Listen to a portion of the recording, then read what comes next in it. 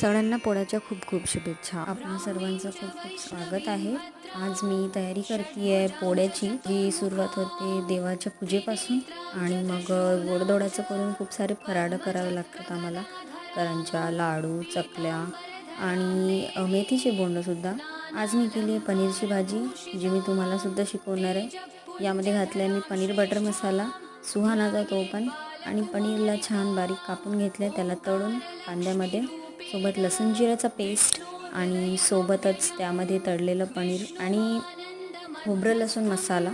त्यामध्ये चांगलं तिखट मीठ घालून तुम्हाला हवे ते मसाले घालून तुम्ही त्यामध्ये हवा तो बदल करू शकता. त्यानंतर पनीर टाकूया आणि ही मी सांगते तुम्हाला सगळ्यात सोपी, सरळ आणि सुंदर अशी भाजी बनते. त्यानंतर पोळ्या करायला घेतल्या आणि स्वयंपाक पूर्णपणे झाला आहे. भाजी खूप सुंदर झाली आहे. धन्यवाद.